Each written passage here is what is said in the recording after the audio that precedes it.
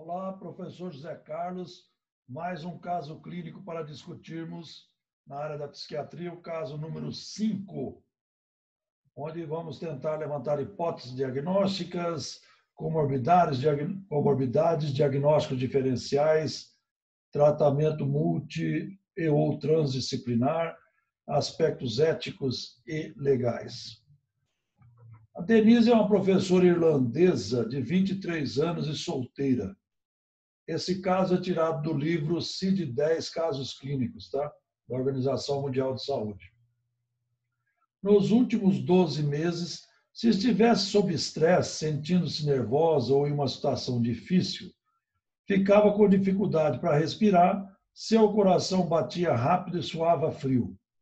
As coisas pareciam tornar-se irreais e parecia que iria ter um colapso. Ficava aterrorizada de que alguma coisa horrível pudesse acontecer. Os ataques duravam apenas alguns minutos, as crises paroxísticas de ansiedade, embora frequentemente a deixasse aterrorizada e exausta por meia hora. Inicialmente, os ataques ocorriam 2 ou 3 vezes por semana. Embora sua frequência tivesse diminuído, ela procurou ajuda psiquiátrica porque temia que eles pudessem voltar com mais assiduidade. Os ataques se começaram exatamente antes de uma viagem de férias ao exterior.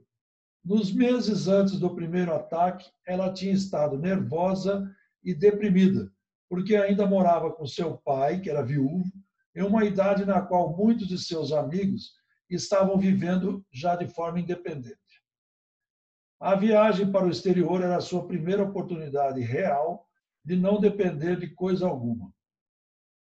O primeiro ataque chegou subitamente, logo após seu pai ter falado sobre os perigos de uma moça lá no exterior. Mais ataques se seguiram quase que diariamente. E então ela foi ao seu clínico geral, que a examinou para doença cardíaca e hipertiroidismo. Não encontrando qualquer anormalidade, ele prescreveu 5 miligramas de diazepam 2 vezes ao dia. Portanto, foram descartadas aí comorbidades e feito o diagnóstico diferencial com qualquer alteração cardíaca ou mesmo hipertiroidismo. O diazepam permitiu-lhe viajar nas férias sem problemas. 6 meses após seu retorno para casa, começou a reduzir a medicação.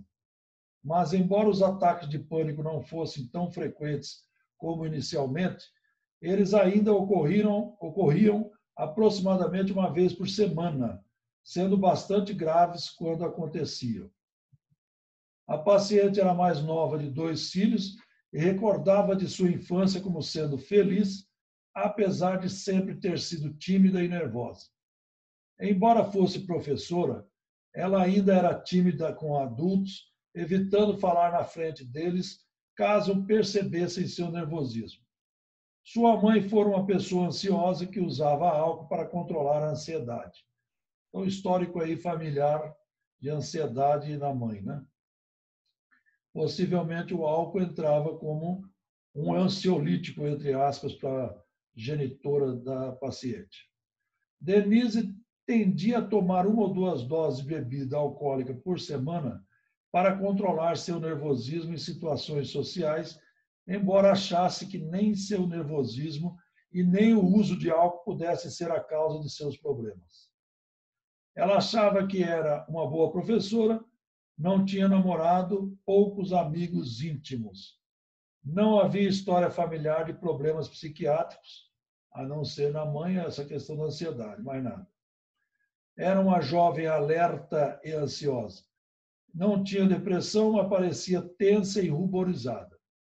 Parecia introvertida, mas comunicava-se bem com o entrevistador.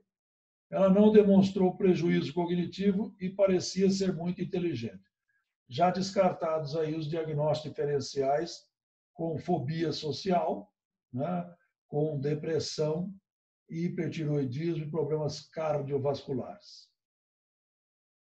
Aí vamos verificar que uma hipótese diagnóstica mais provável, teríamos o transtorno de pânico, sem agorafobia.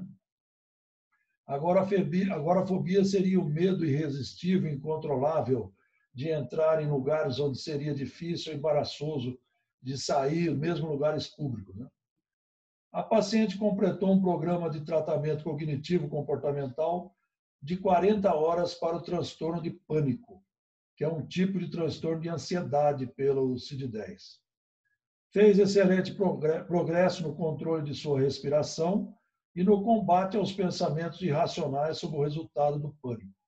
A gente recomenda, inclusive, na receita do paciente, e ensina para ele fazer a respiração abdominal, que é feita pelas bailarinas, grandes oradores, professores, etc.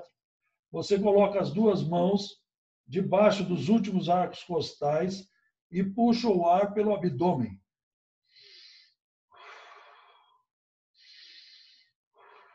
Isso faz com que a tensão não fique aqui no tórax e sim no abdômen. É a respiração que a gente faz quando está dormindo e é fácil treiná-la deitado. Ela teve apenas 2 ataques de pânico no ano após a conclusão da TCC, Terapia Cognitivo-Comportamental. Ela os controlou efetivamente, de modo que o medo de pânico não é mais um problema e a incapacidade é mínima. Acrescentaria aqui no tratamento farmacológico algum antidepressivo com efeito ansiolítico, como, por exemplo, um tricíclico, a cloimipramina, que deve ser feito o eletrocardiograma antes, ela não tem nenhuma alteração, nem bloqueio de ramo, nem nada cardíaco. Tá? Embora, em média, 50% dos portadores de pânico tendem a ter alguma alteração de prolapso mitral, mas ela não tinha. Então, a cloimipramina, podendo ir até 225 miligramas ou mais, se necessário.